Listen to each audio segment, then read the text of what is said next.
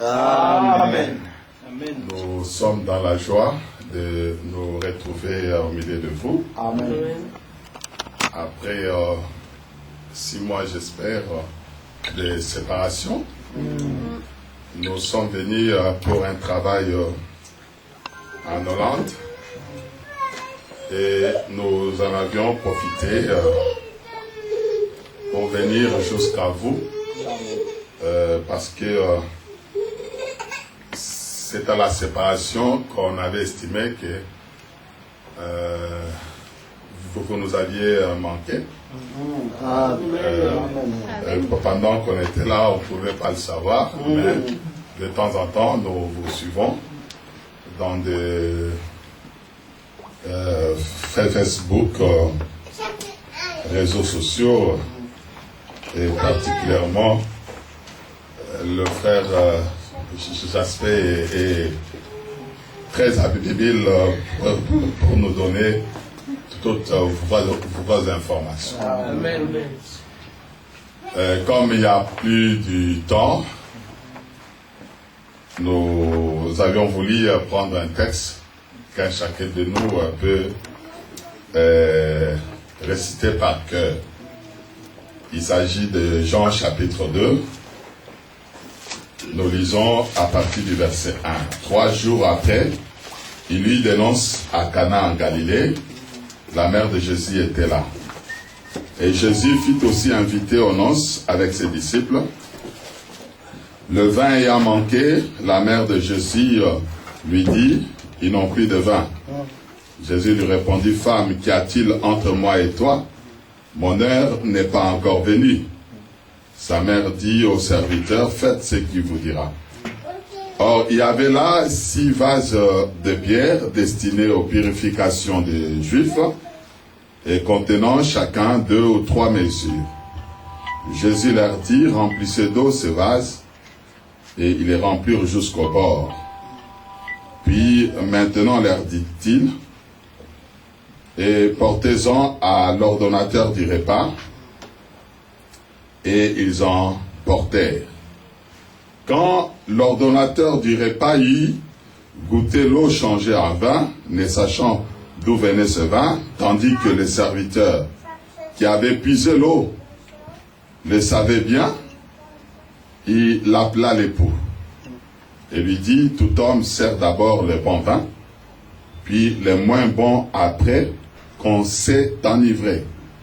Toi, tu as gardé le bon vin jusqu'à présent. Telle fit à Cana en Galilée le premier des miracles que fit Jésus. Il manifesta sa gloire et ses disciples crurent en lui. Que Dieu apporte la bénédiction à sa parole. Amen.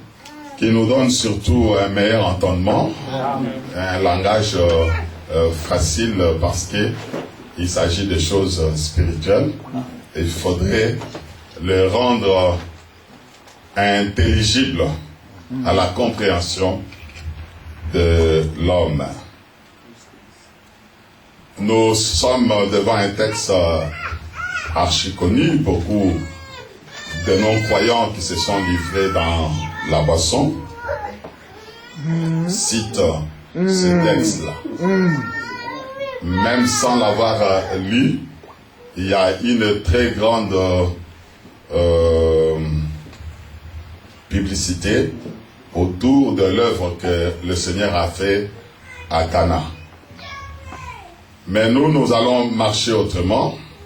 Notre évangile nous demande toujours de nous poser la question: pourquoi ce miracle-là? C'est quand on se pose cette question-là, c'est alors qu'on peut trouver la réponse. Nous voyons premièrement le Seigneur arrive à la fête en tant qu'invité.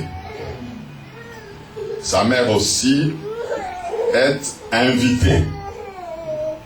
Ils ne sont pas des organisateurs de la fête, ni moins encore l'ordonnateur. Ordonnateur, c'est le chef du festin. Ni l'un ni l'autre ne pouvaient pas se préoccuper de la fête. Ils ne pouvaient pas se préoccuper de tout ce qui se passe dans cette fête-là. Et nous tenons encore à dire ceci, que Jésus n'avait fait aucun miracle. Et on se pose la question, comment sa maman a su qu'il avait la capacité de produire un miracle. Et produire un miracle par les serviteurs. Amen. Parce que quand il vient présenter sa requête auprès de Jésus, il se retourne maintenant auprès des serviteurs pour leur dire que faites tout ce qu'il vous demandera de faire. Là, nous sommes en train de comprendre que ce ne sont pas des choses naturelles. Amen. Il y a du surnaturel là-dedans. C'est ainsi que nous voudrions, par cette occasion, désarmer aussi ceux qui ont l'habitude de dire qu'il faudrait passer par la mer pour obtenir l'exaucement des prières. Ici et en ce lieu, je crois, par la grâce de Dieu, nous aurons à démontrer le contraire. Alors, il arrive 3 jours après. C'est le camp de chaque chose. Il arrive quand? 3 jours après. Le premier jour, il a été avec Jean-Baptiste dans le zoo du baptême. Et dans le zoo du baptême, il a vu que Jésus était réellement le Christ par le signe de la colombe que Dieu lui avait donné, et qu'il rend le témoignage le premier jour que réellement c'est lui la lumière du monde. Premier jour.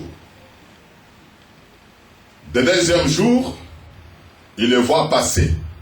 Le lendemain, il le présente et dit voici l'agneau de Dieu qui ôte les péchés. Les disciples qui étaient attachés à Jean-Baptiste commençaient à se détacher. Une séparation. Et ils commençaient maintenant à suivre Jésus-Christ.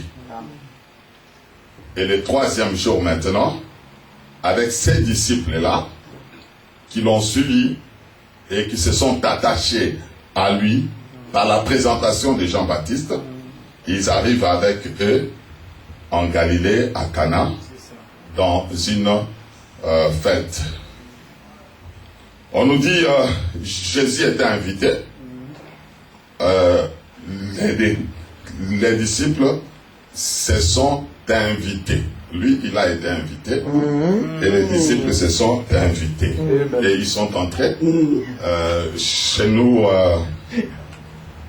au bled, sur l'invitation, on dit l'invité n'invite pas. Mais ici, nous voyons qu'il entre avec un grand nombre.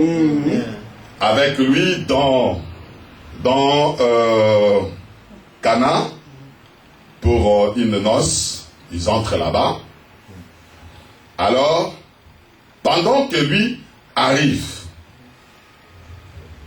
le premier vin a cessé.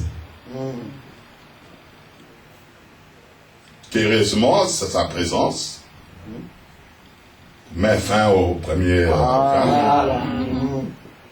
Maintenant, il faudrait inaugurer maintenant une autre étape, apporter un nouveau vin. Mais ces deux vins-là étaient différents. C'est l'ordonnateur, le chef du festin, qui nous donne la différence des deux vins. Et parce que lui, il a goûté.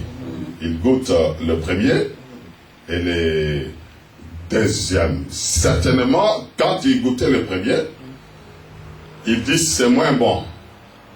Il n'a pas dit qu'il était mauvais. Il dit seulement que c'était moins bon. Et le premier ne pouvait pas enivrer. Donc, même si vous consommez des litres et des litres de ce vin-là, votre conscience tranquille, esprit tranquille, vous allez marcher comme si vous aviez bu de l'eau. Il n'y a pas de problème. Elle m'avait ce vin-là. Vous allez vous conduire normalement. Il n'y a rien qui va changer. Alors, maintenant, lui, il reproche l'époux. Il dit, mais je sais, parce que je suis ordonnateur, ça fait beaucoup d'années. Cette attitude, je n'ai jamais vu qu'on puisse se servir les moins bons avant et les bons après. Il a fallu que tu commences par les bons qui enivrent, ensuite les moins bons qui n'en enivrent plus. Mais il s'était retrouvé devant un silence absolu de l'époux. Parce que l'épouse fait ce qu'il veut, quand il veut et comment il le veut. Il ne dit rien. L'époux, il pouvait dire aussi que je ne sais pas d'où vient ce vin. Donc ici, vous pouvez comprendre que c'est une mise en scène. Dieu met des acteurs pour essayer d'expliquer quelque chose de surnaturel. Il prend ces acteurs-là, il les met en scène. Ainsi, on nous dit c'est le premier miracle en Galilée, en Cana. Voilà le songe. En voici l'interprétation. Parce que premièrement, il faut répéter le songe tel qu'il a été vu. C'est ça. Ce songe-là est écrit là.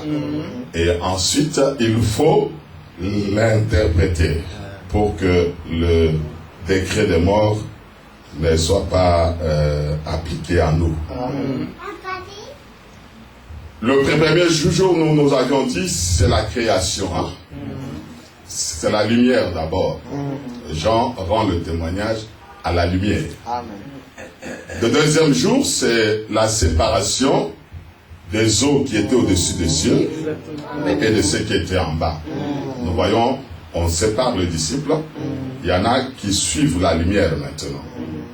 Et le troisième jour, c'était un problème de la terre. La terre qui devrait produire les arbres qui étaient contenus dans cette terre-là. Et c'est à cette occasion-là, vous remarquerez que plus tard, après le déluge, c'est alors que Noé a planté de la vigne. Cette vigne-là est terrestre. C'est le troisième jour qu'il rencontre ça à Cana. Nous savons que la vigne elle est terrestre, n'est-ce pas? On pourrait dire on ne pouvait pas dire que cette vigne-là était céleste. Ah, vous avez cette culture-là. Il y a des vignobles partout, des champs de vignes partout, sortent de la terre. Alors, pour procéder, pour que ça soit bon, lui, il ne pouvait plus aller à la terre. Il change de procédé maintenant. Il prend l'eau. Il l'amène dans la bière. Parce qu'il y avait 6 vases de purification des Juifs qui étaient à l'extérieur. L'eau vient maintenant, entre dans la bière. Curieusement, si on se pose la question, où est-ce que nous avions vu la création de l'eau? Au commencement, l'Esprit de Dieu s'est levé sur les eaux. Donc, maintenant, pour avoir un bon vin,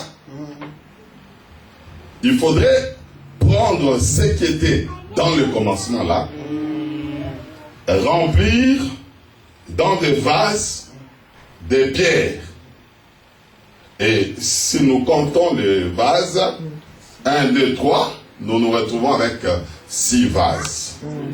On se pose la question, pourquoi le chiffre 6? Les Écritures nous répondent que le chiffre 6, c'est le chiffre d'homme. Ça va? Alors là, nous comprenons que il y a un homme dehors qui reçoit l'eau et quand il ouvre la bouche, c'est le vin qui sort. Amen. Amen. Ça va? Amen. J'aime la sacrificature.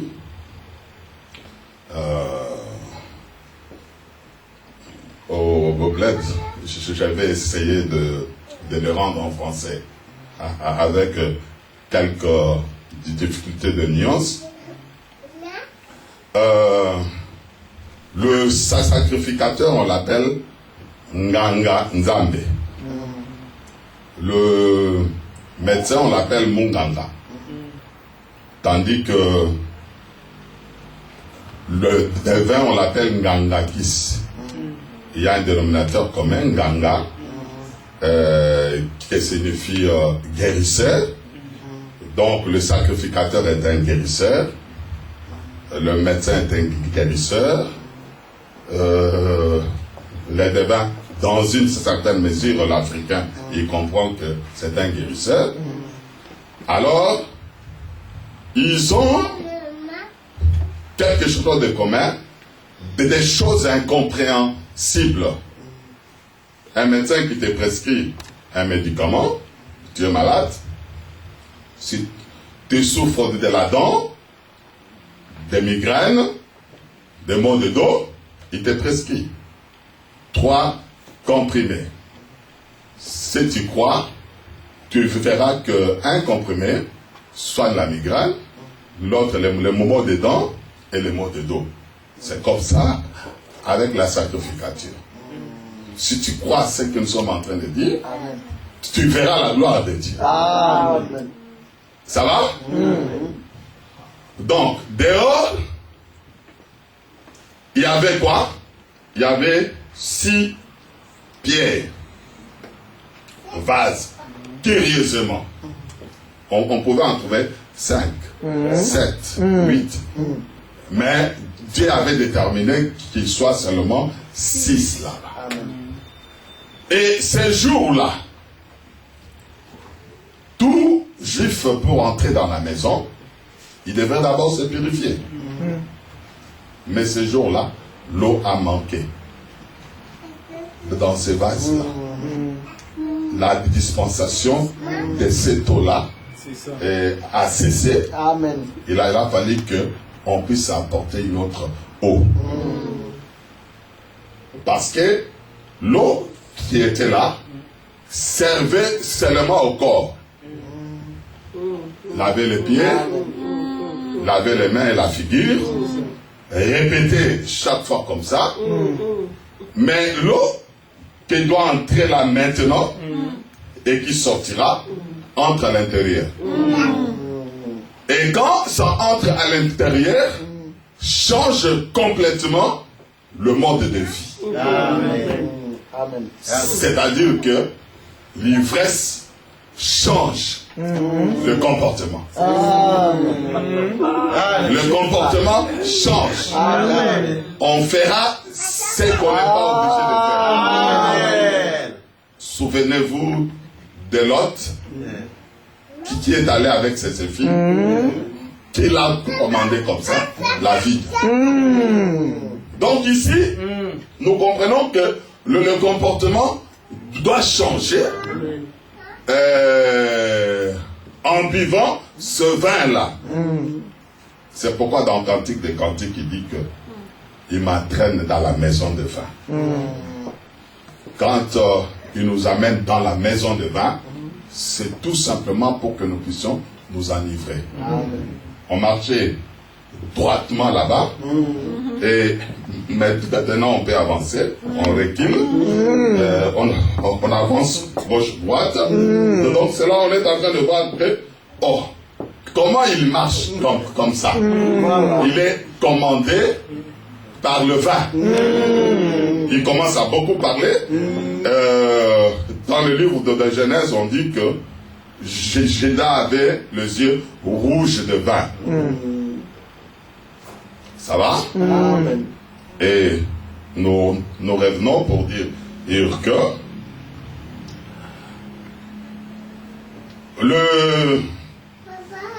le troisième jour, c'était la terre qui avait produit le vin. La terre, c'est ce qui est terrestre. C'était l'homme naturel qui produit ce vin-là. À l'occasion des invités, ceux qui sont conviés à la fête. Mais malheureusement là-bas, il y a eu une grande foire. Hein? Donc, on ne pouvait pas s'entendre. Chacun, il parlait, il avait son caractère, il disait n'importe quoi. Mais si nous tous, nous buvons un vin enivrant, nous aurons le même comportement. Ça va? Le même comportement. Alors, nous voudrions avancer dans des profondeurs des eaux pour rattraper le poisson. Amen. Ça va? Amen. La nuit, on ne peut pas l'attraper, on l'attrape seulement le jour. Ça va? Amen. Ok. Qu'est-ce que la vigne? Qu'est-ce que le vin? Dieu, dans sa parole, il explique la vigne de plusieurs manières.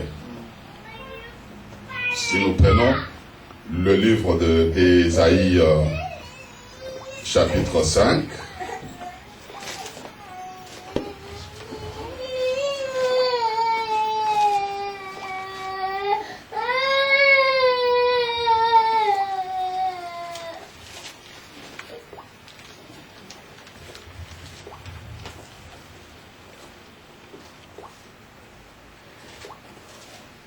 nous prenons le livre d'Ésaïe chapitre 5.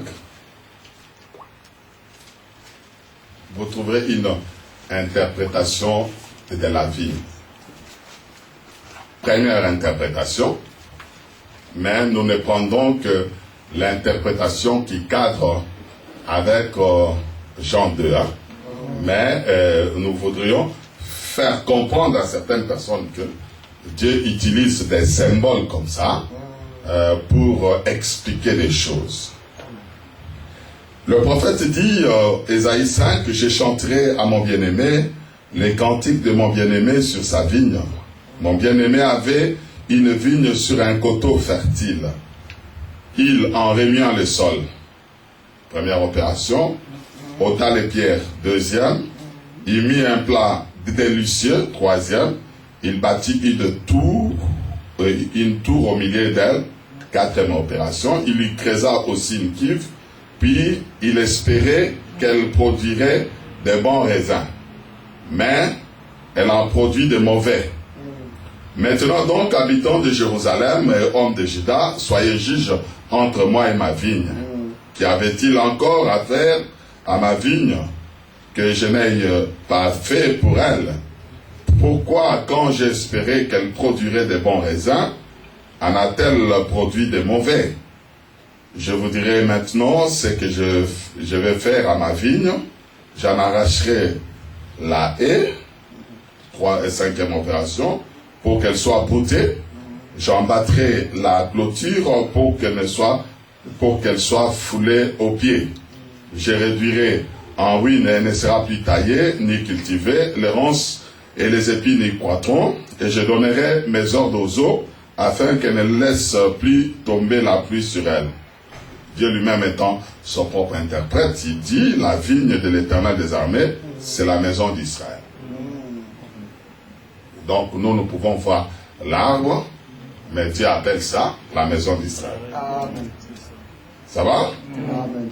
Et les hommes de Juda, c'est le plan qu'il chérissait. Il avait espéré de la droiture, et voici du sang versé, de la justice, et voici des cris de détresse. Voilà Dieu, son propre interprète, prend une vigne, il plante.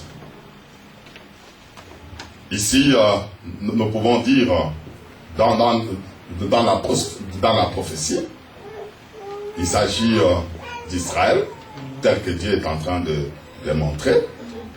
Mais dans l'interprétation de la révélation, nous pouvons dire aussi que ça concerne l'Église. Amen. Ça va? On remue le sol, c'était le travail apostolique. On ôte les pierres, c'est l'incrédulité. C'est le travail évangélique. On est en train de planter, c'est le travail doctoral. Il y a une tour, c'est le surveillant, c'est le prophète. On met la haie, la clôture, l'enclos. Ce n'est pas pastoral qui doit protéger ça. Amen. Pour quel but? C'est seulement pour un but que ça puisse produire des bons raisins.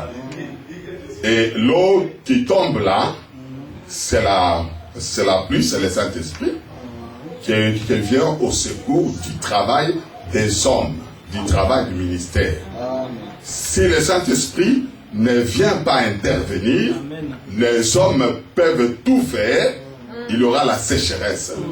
Donc il faudrait que Dieu puisse commander à la pluie, que la pluie puisse tomber, pour que l'arbre puisse croître et produire des bons raisins. Et pour Israël, toutes ces conditions-là étaient réunies, mais malheureusement, Israël a produit de mauvais raisins. C'est la raison pour laquelle Dieu avait enlevé la protection.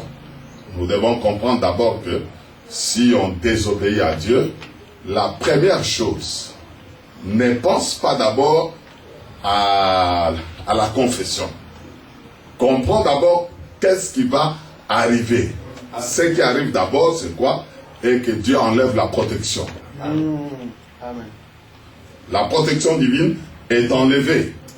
Les boucliers spirituels est enlevé. Deuxième chose, tu remarqueras une chose, ta communion personnelle avec Dieu. Les voix par lesquelles Dieu te parlait. Songe, voix de conscience, il y aura une rupture de relation avec Dieu. Donc il ne faudrait pas que le diable nous trompe pour nous dire que tu vas confesser. Et puis, dans la confession même, la Bible dit que c'est lui qui les avoue et les délaisse. C'est seulement celui-là qui obtiendra la miséricorde. Alors ici, le diable nous trouble. Il dit que bon, avoue seulement mais tu ne délaisses pas. Alors Israël a commis le plus grand péché de rejeter Jésus-Christ. Ainsi, Dieu avait également enlevé la protection. Les armées étrangères sont venues pour fouler Israël aux pieds. Et ils sont dans la déportation. Et aujourd'hui, ils deviennent français. Je crois que nous sommes dans leur contrée ici. Ça va? Amen. Donc, nous sommes en train de comprendre que ces 5 ministères-là travaillent ensemble. Si quelqu'un n'avait pas remué le sol, comment l'autre, il pourra ôter les pierres? Si on n'a pas ôté les pierres, comment l'autre, il viendra planter? Et on me mettra la tour pour surveiller quoi? C'est parce que quelqu'un a planté. La haie pour protéger quoi? C'est parce qu'il y a eu un premier travail. D'où le ministère est un engrenage. C'est-à-dire un travail par équipe. Et ce n'est pas seulement le ministère, Dieu lui-même. Paul dit que j'ai planté, Apollos est venu arroser, et c'est Dieu qui fait croître ça. Donc ici, nous comprenons que le but poursuivi était quoi? De produire le bon raisin. L'autre fois, nous avions parlé de Abimelech, de Jotham qui s'était caché. Lorsqu'il monte sur le mont Garizim, il dit que les arbres ont demandé à ce qu'ils puissent planer sur les autres arbres. Mais quand il parle de la vigne renonce avec ses raisons, comme le figuier et les autres, l'olivier. Mais la vigne dit quoi? Renoncerai-je à mon vin qui réjouit le cœur de Dieu et le cœur des hommes. Je crois que c'est ça l'essentiel. Il faut marcher avec Dieu et avec les hommes. Réjouir les hommes en réjouissant Dieu. Réjouir Dieu en réjouissant les hommes. Certaines personnes ont l'habitude de dire que moi, c'est Dieu seulement. C'est Dieu seulement. Dieu seul sait. Mais la Bible dit que si quelqu'un est en Christ, est devenu une nouvelle créature. Hein? Voici, c'est le démonstratif. Vous êtes dans le pays de l'Académie française. Quand on vient ici avec notre français du bled, on fait attention. On fait attention parce que vous êtes des locuteurs natifs, vous êtes nés avec cette langue-là. Donc, on dit quoi? Voici, c'est-à-dire on peut regarder. Certaines choses sont devenues nouvelles. Non, hein? La Bible dit toutes choses. Ça va? Amen. Alors il faut réjouir. C'est-à-dire, on ne réjouit pas par la parole, mais c'est le comportement qui réjouit. C'est le comportement qui peut réjouir. Et tu verras que par le comportement, toutes les portes peuvent être ouvertes. Le comportement qui ouvre les portes. Une femme qui se comporte bien a le cœur de son mari. Quand elle ouvre la bouche, elle demande quelque chose, comme son cœur est réjoui par le comportement de sa femme, cet homme-là, il ne sera pas avare. Hein? Il va donner. Amen. Or, le mari véritable, c'est le Seigneur Jésus-Christ. Amen. Ça va? Amen. Deuxième texte, celui-là est un peu long. Je crois que je peux le dire par cœur. 1 Roi 21, nous devons noter seulement, c'est toujours à propos de la vigne. Hein. Un long texte, hein. Je donne seulement la référence et je vais parler rapidement parce que nous devrons rentrer à notre texte de Jean, chapitre 2. Hein. C'est l'ivresse qui nous amène jusque là-bas. Mais nous allons rentrer sur le droit chemin. L'ivrogne, lui, il ne s'égare jamais. Il connaît sa route par cœur.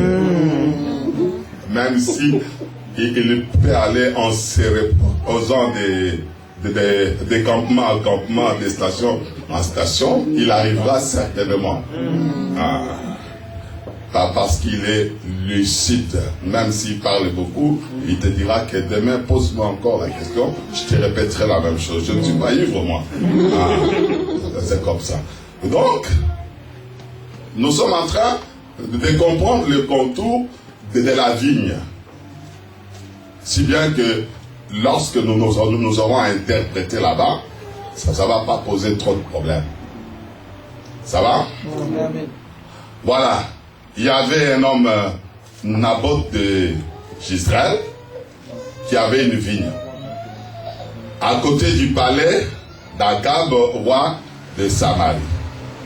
Ça va? Cette vigne-là était l'héritage de ses parents. Comme c'était à côté du palais royal,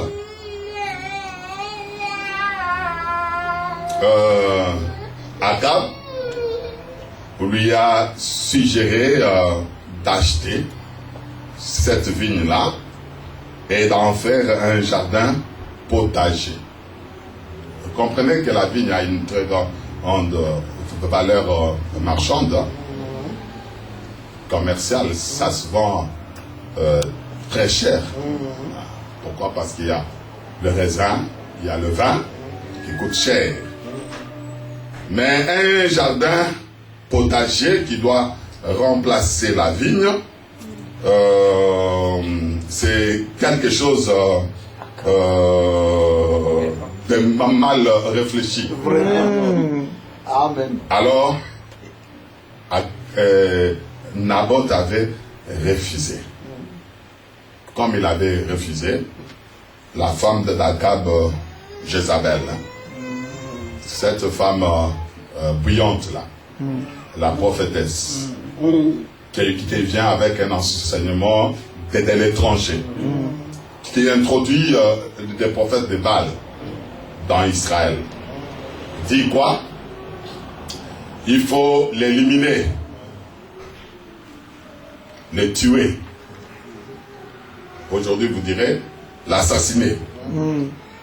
Mais j'aime le langage ancien, le tuer. Ça va? Amen.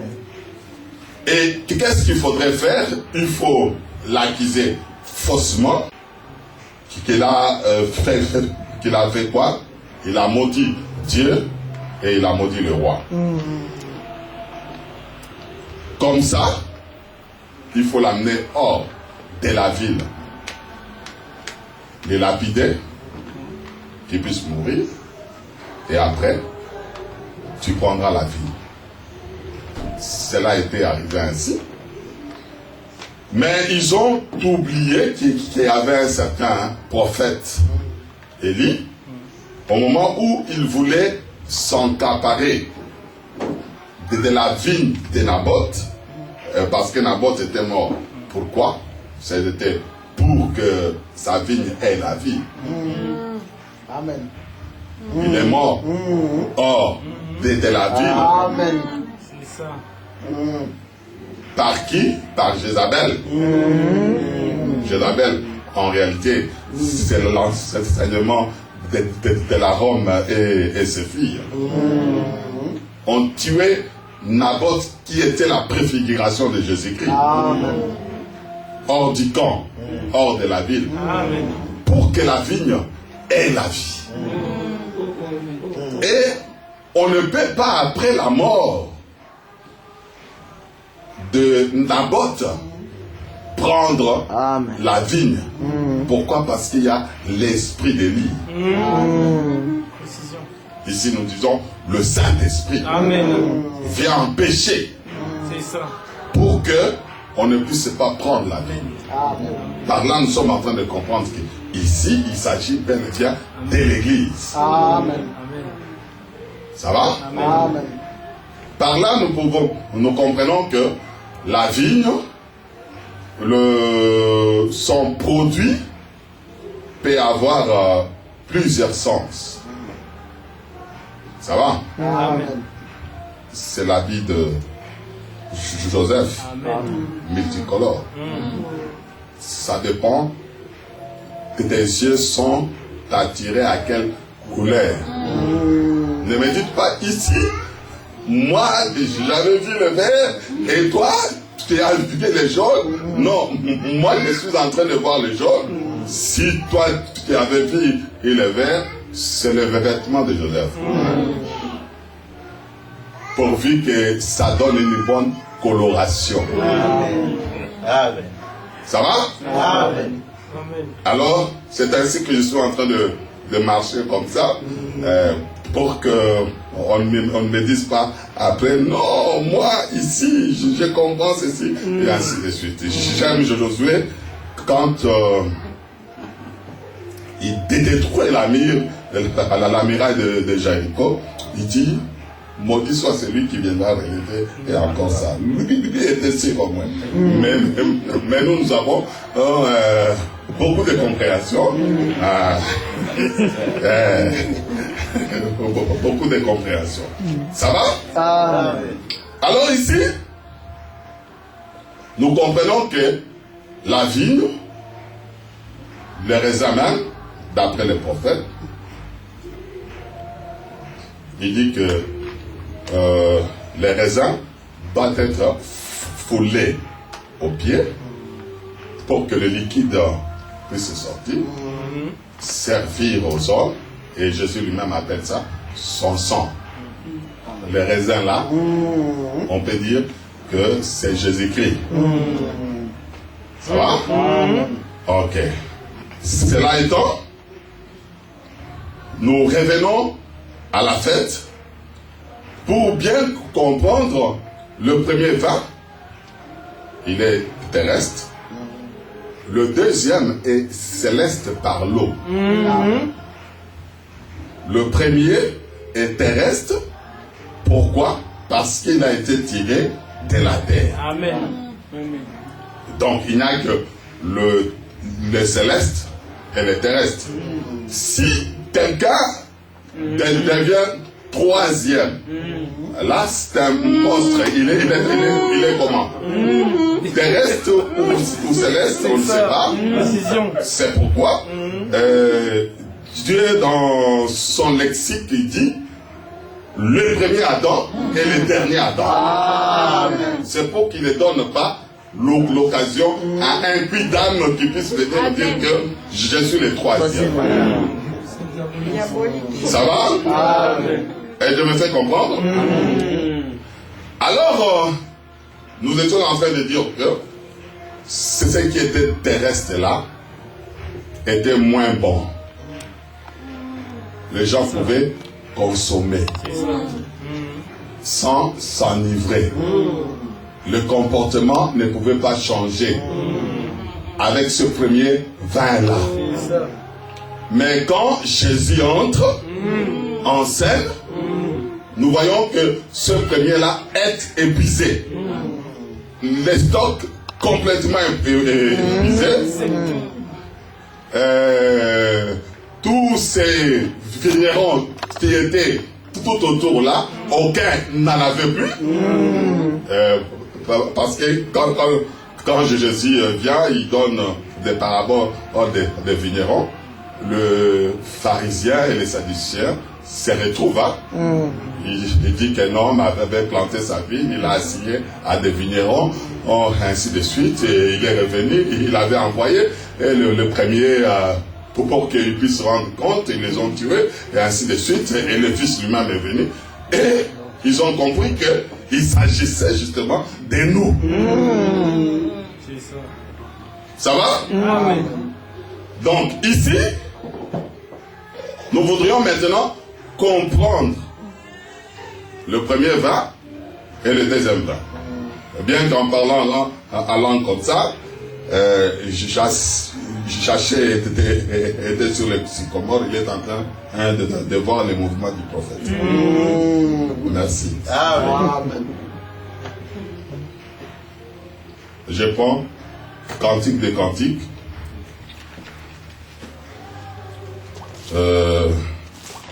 La Bible électronique, verset 9. Les autres Bibles, verset 10.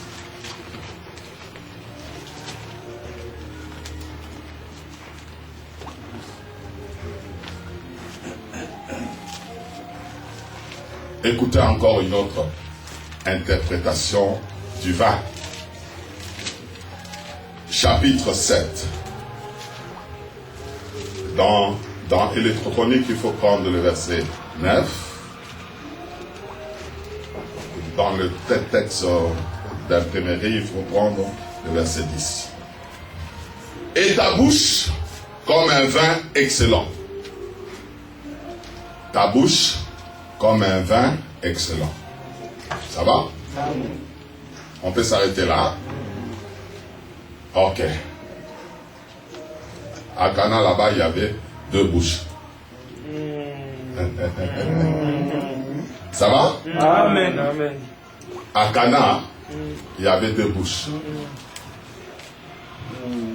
La première bouche qui parlait aux hommes, et les hommes n'étaient pas ivres. Ça va? Amen. Tandis que la deuxième bouche, quand la deuxième bouche parlait, les hommes étaient ivres. Amen. J'aime l'homme qui avait dit, jamais l'homme n'a parlé comme ça. Il a été séduit. Quand on dit d'une femme que cet homme-là t'a rendu ivre, je suis ivre, c'est quoi? C'est du vin? Non. Ce sont des paroles qui étaient sorties de la bouche de cet homme. Amen. Il commence à vanter la femme. Je ne dors pas. Tu es ma vie. Si je ne te vois pas, je vais mourir. Il faudrait que je puisse te prendre en la mariage. Tu marches en dandinant comme comme une canne. Tu vas à gauche, à droite, ainsi de suite.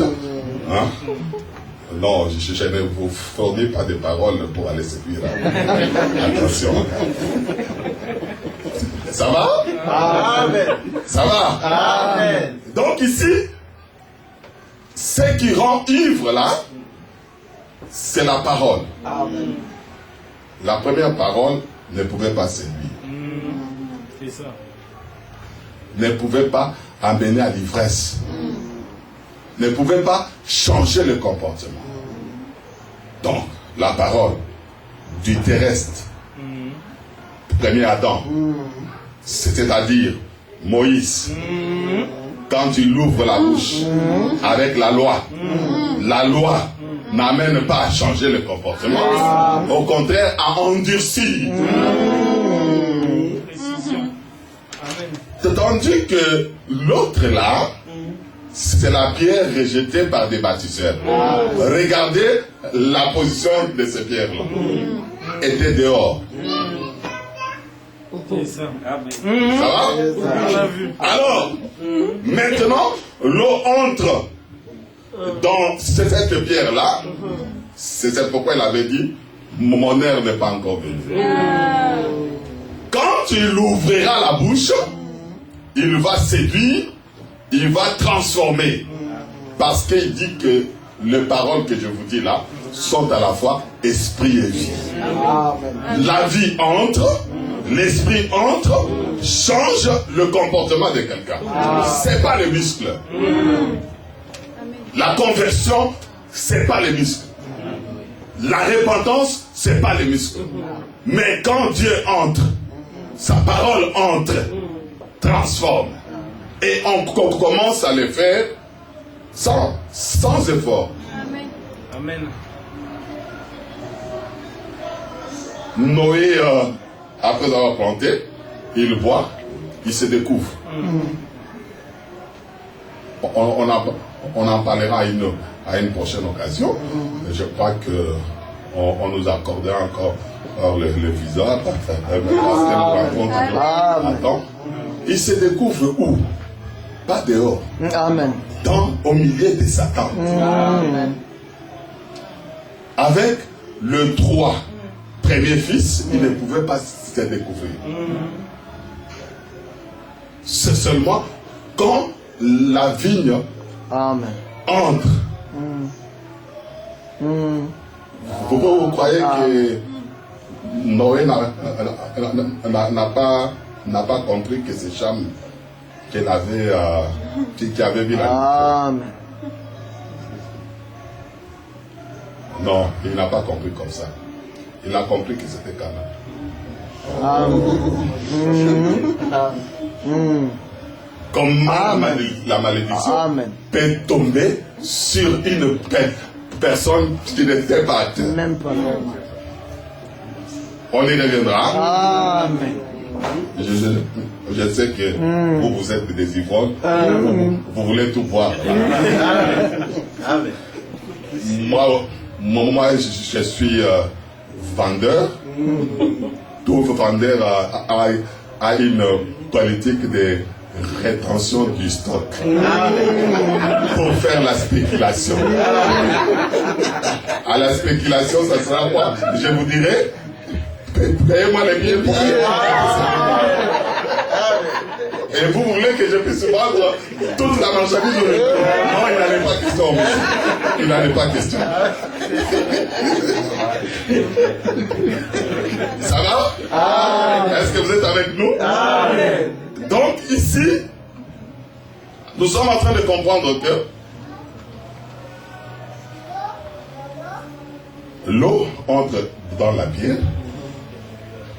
des serviteurs viennent puiser là-bas, les 5 ministères, et amènent aux conviés pour qu'ils soient ivres. Donc il ne faudrait jamais dire que les serviteurs n'ont pas de place dans le plan du salut. Naaman ne peut pas voir Élisée comme ça. Il faudrait d'abord qu'un serviteur puisse l'indiquer. Amen.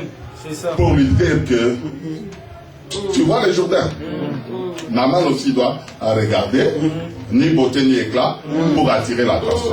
Les serviteurs doivent insister, entrer là-bas. Donc ils sont très importants. C'est pourquoi Marie a dit, faites ce qu'il vous dit. Ici, nous voudrions comprendre Marie. Marie est une femme, n'est-ce pas? Or, la mère, la femme, c'est l'enseignement.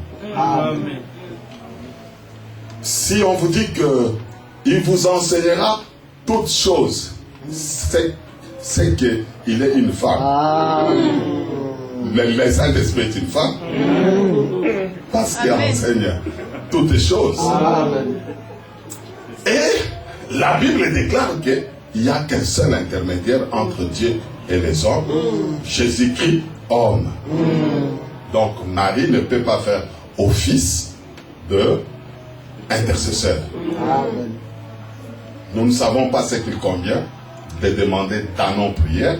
Le Saint-Esprit intercède par des soupirs inexprimables.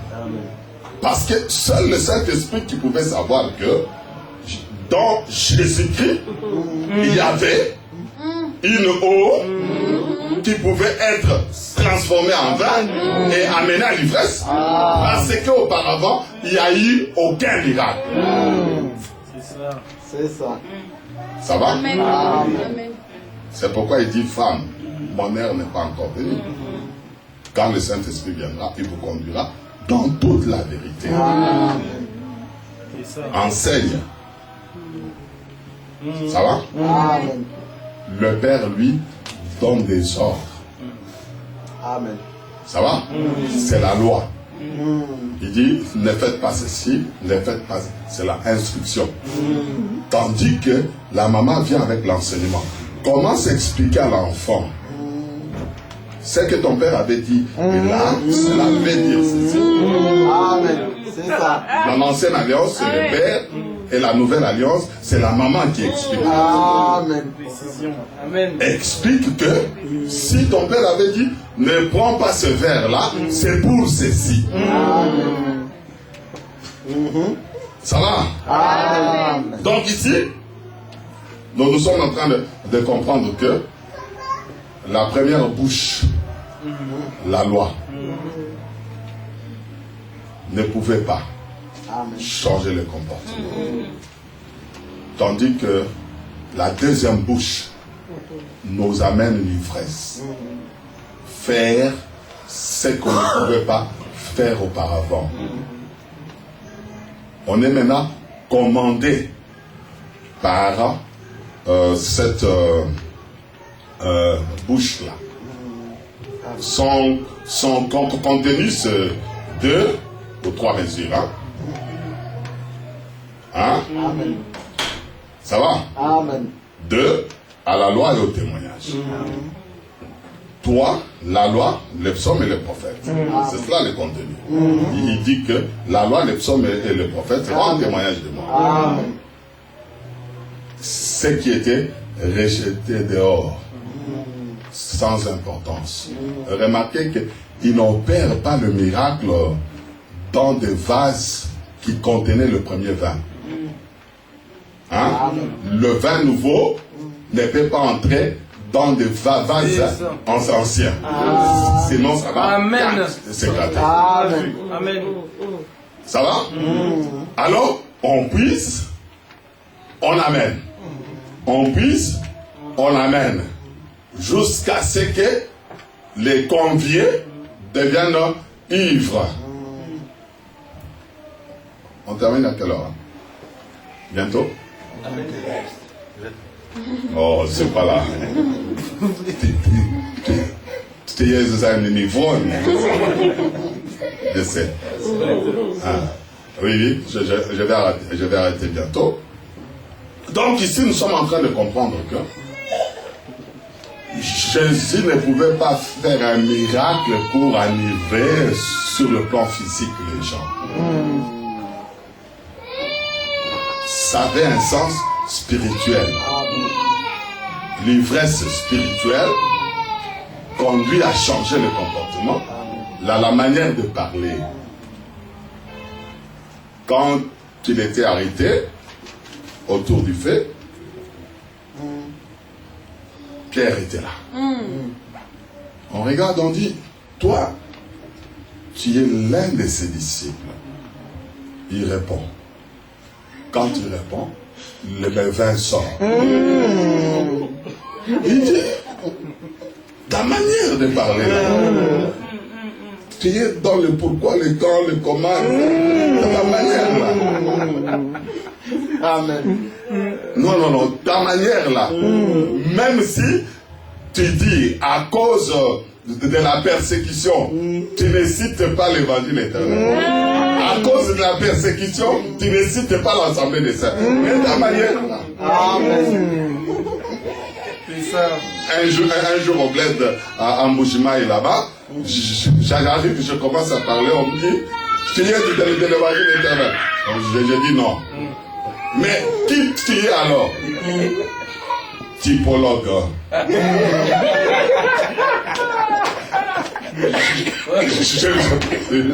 Je parle de la typologie. Je commence de la Genèse jusqu'à l'Apocalypse. Moi, je suis typologue. Voilà quoi. Ça va? Mais on me dit non, ta manière là. J'ai dit quoi? C'est la manière des typologues. Ça va?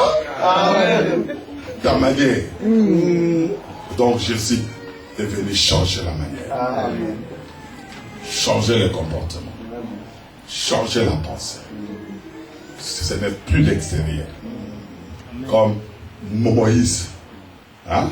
Remarquez que ce vase-là, premièrement, était Moïse, qui servait seulement à la purification du corps extérieur. L'eau, là aussi, a manqué. On avait amené une autre eau, l'eau vive, que la femme samaritaine devrait recevoir. Amen. Pourquoi? Parce que cette eau-là étanche la soif. Amen. Ça va? Amen. Donc, cette eau-là était entrée là-bas. Quand l'eau sort, parole et esprit à la fois. Amen. Et transforme les vies. Merci pour aujourd'hui. Par la grâce de Dieu, on se reverra le dimanche. Amen. Et puis nous allons clôturer le mercredi. Parce que c'est le vendredi que nous devons rentrer. Que Dieu vous bénisse.